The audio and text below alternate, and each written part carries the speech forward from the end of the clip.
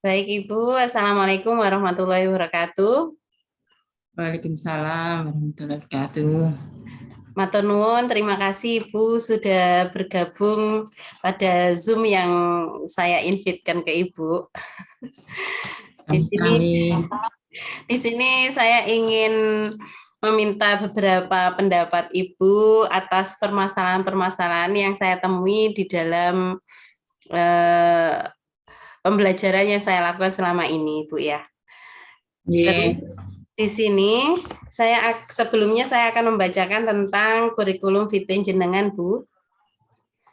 monggo Nama silakan. nama Heni Hidayati Tias, MSI, tempat tanggal lahir Blitar 7 Oktober 1969.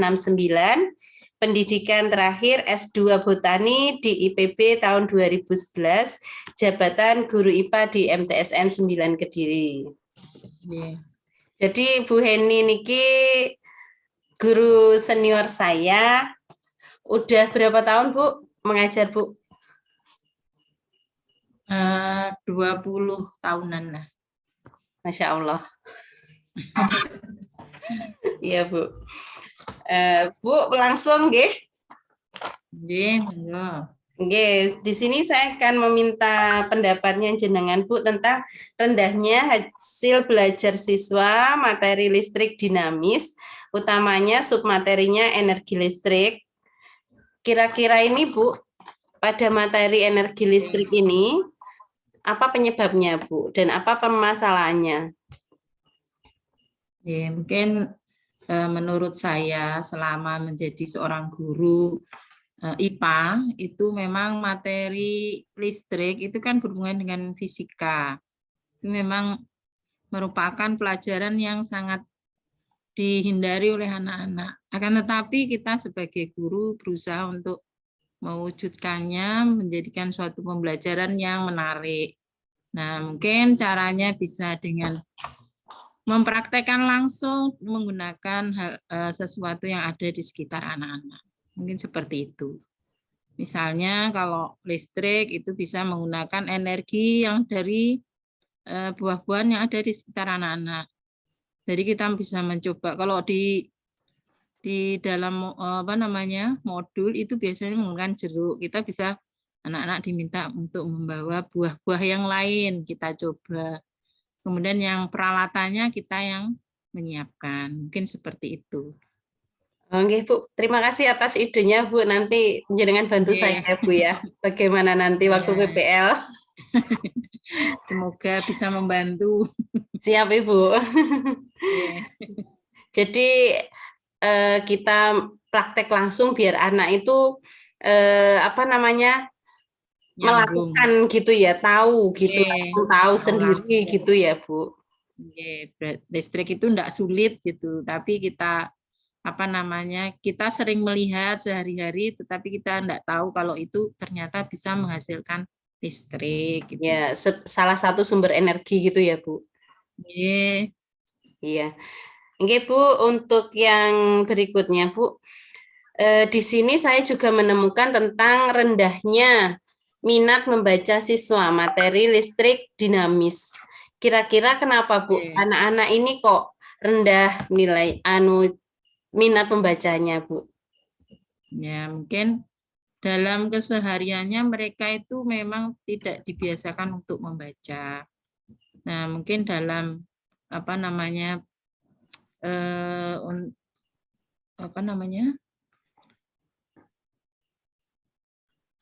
siswa yang kita rekrut itu juga memiliki tanpa kriteria apapun bisa masuk, sehingga kan kita tidak bisa menyeleksi mana siswa yang mampu dan tidak, sehingga pada saat kita mengajar kita baru tahu ternyata anak-anak itu tidak suka membaca. Nah, biasanya kalau tidak suka membaca, kita membuat anak-anak itu mau membaca. Misalnya memberi catatan kecil, kemudian kita diskusikan bersama dengan anak-anak yang berhubungan dengan kehidupan mereka sehari-hari. Karena kalau kita tidak menyambungkan dengan kehidupan sehari-hari, mesti kan mereka tidak nyambung gitu, terlalu sulit. Nah, sehingga mereka memiliki, oh berarti yang saya alami itu termasuk dalam pelajaran ini gitu. Sehingga mereka menjadi tertarik begitu. Jadi akhirnya mereka mau mengerjakan. Minimal mau menulis saja itu saya anggap anak-anak itu sudah mau membaca. Apalagi kalau dituntut yang tinggi, wah sangat sulit. Jadi kita harus membiasakan dulu. Iya, Atau jadi ada pembiasaan itu dulu ya, Bu. Terus dihubungkan ya, dengan manfaat yang akan mereka dapat dalam kehidupan mereka. Mungkin ya, seperti itu ya, Bu. betul. Oh iya. Ye. Iya, Bu, terima Supaya kasih. nyambung. Ye. Iya. Terus Ibu, masalah berikutnya yang saya temui itu adalah dari numerasi, Bu. Jadi Ye. kalau literasinya juga rendah, itu biasanya juga nyambung dengan numerasinya ya, Bu. Apalagi di Ya. materi ini itu Ye. banyak hitungannya. Kira-kira Ye. penyebabnya karena apa, Bu? Nah, kalau itu kan nyambung dengan yang tadi. Karena awalnya mereka sudah tidak suka membaca, akhirnya kan kondisinya ya otomatis numerasinya juga jarang mereka manfaatkan. Nah, akhirnya solusinya ya kita memberikan trik-trik gitu loh, kayak jadi rumus itu nggak harus letterlock yang ada di buku.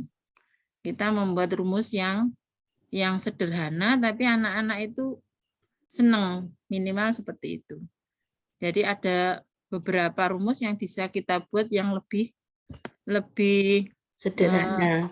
sederhana atau mencakup semua hal. Jadi anak-anak tuh mikirnya nggak usah seperti rumus itu, misalnya kayak suhu. Nah, itu nggak harus seperti ada rumus macam-macam gitu. Tapi satu rumus itu bisa dipakai untuk beberapa macam derajat termometer gitu. Jenis-jenis termometer itu ya, Bu. Ya. Jadi ada beberapa trik memang.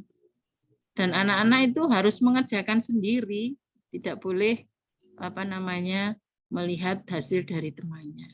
Itu mungkin seperti itu. Ya memang berat kalau menghadapi anak-anak yang numerasinya lambat itu memang berat, tapi memang ya kita harus mendampingi terus gitu. Iya, Mungkin Bu. seperti itu.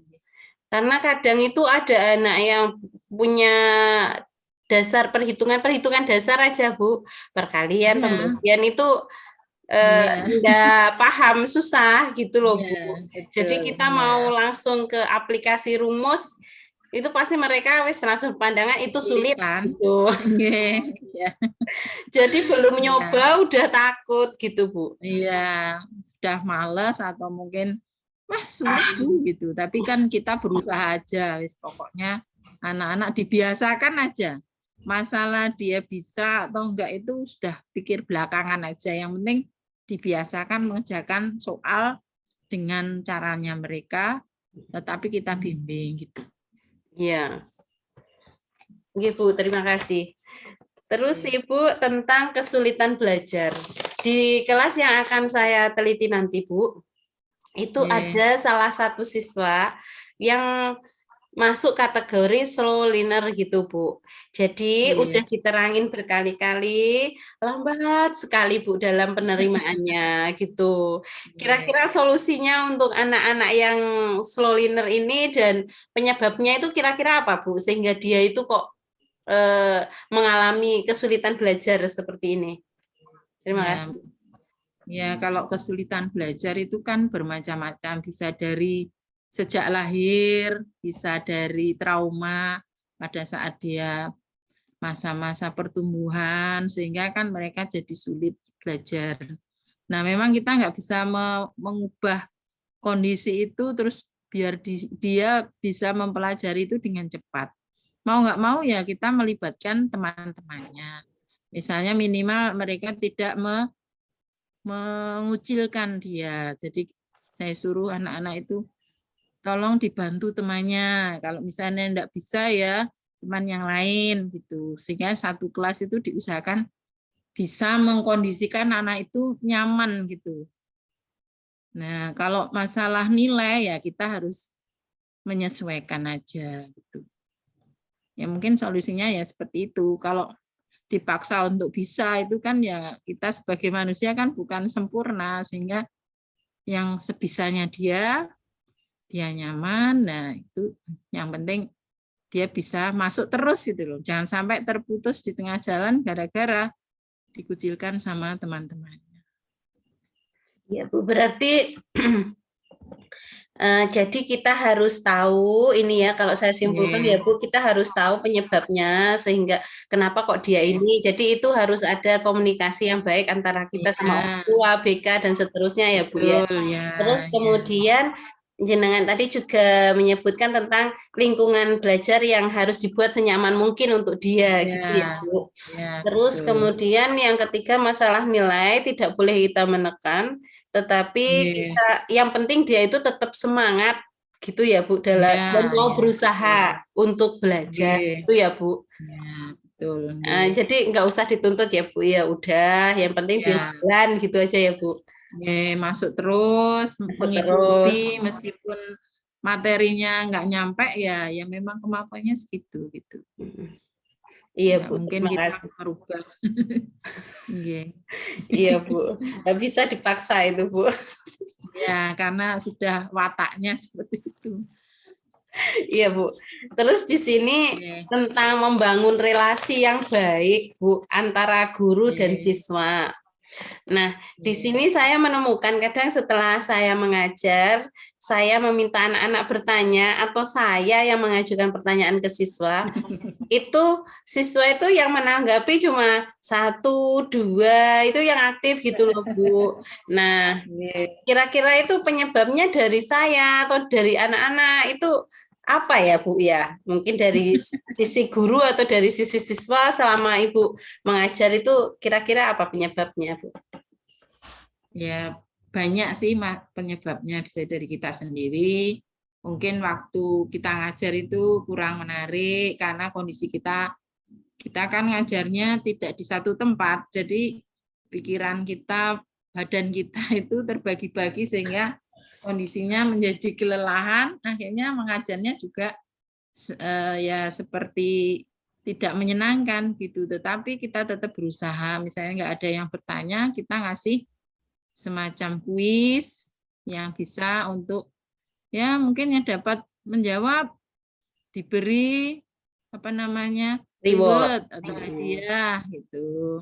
Entah nanti diberi reward pensil atau diberi reward apa gitu. Yang tidak bisa menjawab menyanyi atau bagaimana supaya anak-anak itu merasa gembira gitu.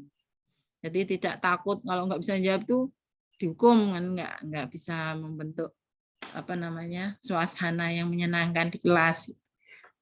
Jadi jangan bikin tegang suasana di kelas. Mereka udah takut kalau IPA terus pelajarannya listrik kok dibikin tegang sama gurunya tambah nggak masuk ya Bu. Iya. Malah muridnya kadang masuk kadang enggak. Nah kalau kita buat menyenangkan, kita membangun apa namanya chemistry dengan anak-anak. Misalnya ada yang curhat, ya kita berusaha untuk mengimbangi dan sebagainya. Itu kan termasuk apa namanya menjalin silaturahim dengan anak gitu loh. Kalau misalnya mereka tidak bisa, ya kita tidak memaksa untuk bisa. Kita beri apa namanya pemahaman lah supaya mereka memahami kenapa ini harus dipelajari begitu mungkin. Oke. Iya Bu.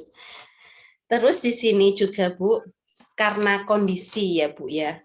Karena kondisi madrasah kita yang berjauhan, kadang guru itu untuk mempersiapkan pembelajaran yang inovatif, saya nggak punya waktu. Kan guru itu kalau di madrasah kita ya Bu dibebani, terutama guru IPA, kita cuma bertiga, itu dibebani paling tidak ada yang 40, ada yang 45 jam, itu kan berat ya Bu. Nah, terus belum lagi kita itu juga diberikan tugas tambahan yang luar biasa, wali kelas, terus apa namanya mungkin pembina PNR kalau saya, terus harus jadi guru piket, pembina KSM, jadi pikirannya itu udah macam-macam, terbagi-bagi. Nah, Bagaimana kita itu sebagai guru dengan kondisi seperti ini, beban mengajar ya sama beban tambahan yang banyak, kita tetap bisa menjadi guru yang inovatif, bisa menciptakan pembelajaran yang inovatif, Bu. Ya, biasanya kalau IPA itu kan memang banyak prakteknya gitu. Oke. Atau apa namanya. Jadi anak-anak itu cenderung senang itu kalau praktek. Tetapi mereka juga apa yang mereka bawa juga tidak apa namanya? Tidak Memberatkan. memaksa atau memberatkan sehingga yang mereka bisa kita minta untuk membawa. Misalnya kayak kita membuat apa apa namanya praktek tentang asam basa. Nah biasanya kita di lingkungan kita kan ada tanaman-tanaman yang bisa dijadikan untuk bahan itu dan kemungkinan besar anak-anak punya gitu. Jadi Sebagai misalnya indikatornya gitu ya, Bu ya. ya, mereka suruh bawa itu misalnya air apa namanya air kapur itu kan punya, terus Ya. kemudian sabun, kemudian kalau pengen basah itu pakai apa rebusan air sirih, terus air jeruk, belimbing itu bisa. Itu Nanti mungkin indikatornya anak-anak pakai anu aja, kunyit apa gitu ya, Bu. ya kunyit atau pakai bunga itu kan untuk menentukan ini basah atau gitu. Senang itu malah pengen coba-coba itu. Jadi intinya kalau IPA itu ya mungkin project based learning atau apa ya inquiry terbimbing. Jadi mereka apa namanya selagi praktek mereka juga didampingi kemudian diajari untuk membuat laporan meskipun sederhana aja. Terus nggak usah diketik karena waktu untuk mengerjakan di rumah itu kan kemungkinan besar malah nggak jadi. Makanya pokoknya praktek bikin laporan sederhana dikumpulkan sudah selesai. Atau pengamatan keluar, ngamati lingkungan. Coba tentukan tanaman yang pohon yang apa namanya yang semak-semak gitu aja anak-anak sudah suka itu. Iya, Jadi Bu, yang intinya sederhana misalkan dulu itu pernah juga nyuruh anak-anak itu kayak yang pakai putri malu itu loh, Bu, iritabilitas itu. ya, ya membawa tanaman dari rumah itu kan sederhana, Ya, tapi anak-anak senang gitu loh. terus mereka itu ada yang saya suruh videoin itu pergi ke sawah-sawah juga, Bu. Iya, malah sekarang anak-anak kalau apa namanya disuruh bikin video malah senang gitu loh. Jadi kita juga memanfaatkan digitalisasi ini sebagai untuk membantu kita supaya materi kita itu tersampaikan kepada anak dan paham gitu. Iya, Bu. Terus Ibu, di sini kalau gurunya itu mungkin pembelajarannya kurang inovatif, pasti itu Yeah. akan bermasalah ke pembelajaran yang tidak HOTS atau masih LOT gitu ya, Bu ya. Ya, terus juga ini kan terkait juga dengan literasi numerasi tadi, Bu. Kira-kira ini solusinya bagaimana, Bu? Dengan pembelajaran yang Sebenarnya masih LOT kalau gitu. ya, sebenarnya materi pembelajaran HOT itu sebenarnya tidak seperti yang dibayangkan oleh beberapa orang yang sulit, yang harus sulit itu enggak sebenarnya. Tadinya HOT itu anak dari untuk apa ya, supaya bisa bertahan hidup di lingkungannya gitu aja. Jadi materi-materi HOT itu sebenarnya apa yang ada di lingkungannya. Sehingga anak-anak bisa menjawab pertanyaan itu dengan memikirkan gimana ya solusinya kalau nanti kondisinya seperti ini gitu. Berandai-andai tetapi anak-anak itu menggunakan teori gitu. Bukan kayak zaman dulu itu soal sulit, sedang, dan mudah, nggak seperti itu. Tapi HOT itu membuat anak-anak itu belajar berpikir untuk supaya menyelesaikan masalahnya di di lingkungannya. Jadi materi HOT itu nanti kita buat sederhana, tetapi anak-anak bisa, oh kalau ini seperti ini nanti prediksinya bagaimana gitu. berdasarkan teori yang diajarkan di kelas gitu. Jadi siswa diajari kayak menganalisa gitu ya. Cocok Ya, apa enggak teori seperti ini dengan lingkungan ya, saya gitu ya Bu ya. Belajar untuk ya, menganalisa bagaimana caranya agar Oke. ya yang mana yang lebih baik atau apa dia bisa menentukan gitu ya Bu.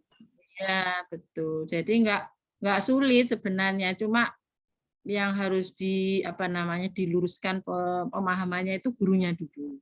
Nah itu HOT Bu. itu sebenarnya kayak apa gitulah. Baru nanti kita menyalurkan itu materinya ke siswa sehingga bukan lagi sesuatu yang sulit, tetapi yang biasa kita lakukan, tetapi misalnya kayak untuk menentukan suatu kondisi, kan memprediksi namanya. Nah, itu berarti kejadiannya berulang-ulang. Nanti kalau mendung seperti itu, kira-kira nanti hujan enggak? Nah, itu kan enggak usah pakai teori terlalu tapi kebiasaan. Oh, kalau mendungnya seperti itu, berarti kemungkinan enggak hujan, karena awannya tipis dan sebagainya gitu. Jadi itu sudah hot itu. Menganalisa ya Bu. Oke, menganalisa apa yang ada gitu. Kondisi yang ada. Jadi nggak pakai rumus-rumus gitu, nggih. Rumus itu nggak dipakai sebenarnya, tapi dari beberapa rumus hasil itu Konsep. anak-anak suruh menentukan ini nanti yang mendekati benar yang mana gitu. Jadi nggak meluruskan dulu pemahaman gurunya. Karena Nggak gurunya salah. itu kalau udah dibilang pembelajaran hot sih udah tegang gitu Bu. Iya, karena sudah hot, Hot. panas. Langsung panas Bu. Iya. Iya Bu. Terus ini Bu, Iya. yang terakhir pertanyaan saya itu tentang pemanfaatan TIK di dalam pembelajaran. Itu biasanya ada beberapa guru, bahkan saya, itu mungkin belum menguasai IT secara apa ya Bu, mahir sekali, masih meraba-raba Ya. seperti itu. Kira-kira bagaimana Bu agar kami itu bisa meningkatkan penguasaan TIK-nya ini Bu? Ini yang ditingkatkan gurunya atau siswanya? Guru dan siswa Bu. Oh, kalau gurunya kan biasanya sharing ya, teman-teman yang misalnya mau bikin sesuatu itu mungkin lebih baik dibiasakan sharing. Nah, kalau gurunya 3 ya biasa diskusi bertiga gitu. Tapi kalau untuk siswanya mungkin kita beri tugas-tugas sederhana, misalnya coba anak-anak cari objek IPA, kasih keterangan, itu kan mereka sudah cari gambar, mengetik, nah itu sudah mulai, kan nggak semua anak itu memiliki alat untuk ngetik, misalnya komputer gitu kan, tapi mereka kan bisa ke itu, ke tempat persewaan itu kan bisa. Tapi kita tugasnya ya sederhana saja. Kita nggak nuntut harus pinter TIK, karena kebanyakan anak-anak udah bisa HP. Nah, mungkin ulangannya nanti juga lewat Google Form, itu kan termasuk pembelajaran TIK juga. Iya, berarti yang penting kita pakai berusaha belajar pakai coba diajari kita pakai Kahoot, Quizizz gitu ya Bu ya. Nah, Itu kan berarti ya, kan bisa langsung anak-anak pakai HP-nya aja gitu toh Bu ya. Jadi nggak usah ya yang itu sulit-sulit gitu ya Bu. ya, yang mereka punya lah. Iya, karena kondisi madrasah kita kan juga saat pembelajaran yang pakai TIK kan agak berat ya Bu, kan Iya, gedung, masalah gedung juga punya belum, belum punya. lokasinya banyak, ya apalagi isi gedung juga belum lengkap. Jadi ya seperti itu caranya. Jadi yang penting anak-anak dikenalkan aja gitu ya Bu? Oke, Oke TIK Bu, itu seperti itu gitu. oke Mohon Bu. maaf bisanya memberi solusi seperti itu, semoga bermanfaat. Iya Bu, saya mengucapkan terima kasih yang sebanyak-banyaknya pada Bu Ya, Heni karena udah membantu saya memberikan beberapa pandangan untuk saya dalam menyelesaikan masalah ini. Ya, kami Nggih, cuma bisa sami-sami. mendoakan Bu Heni itu selalu sehat, selalu Amin. semangat Panjenengan biar nggih. biar Amin. bisa membantu saya terus ya Bu ya, diajari terus juniornya ini. Ya, ya saling membantu lah Iya, biar semuanya dapat pahala.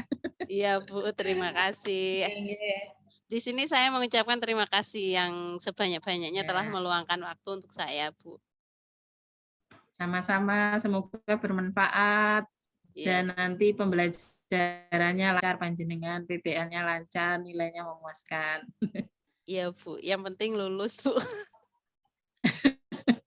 Ya, moga-moga lulus dengan nilai yang sangat memuaskan. Amin, amin ya Allah ya Amin. Rabbal Alamin. Iya Bu, terima kasih atas waktunya Bu ya. Kita Oke, sama-sama. akhiri ya Bu. Nggih. Nggih. Demikian wawancara saya dengan Ibu Heni. Lebih dan kurangnya mohon dimaafkan Bu Heni. Assalamualaikum Sami-sami. warahmatullahi wabarakatuh. Waalaikumsalam warahmatullahi wabarakatuh.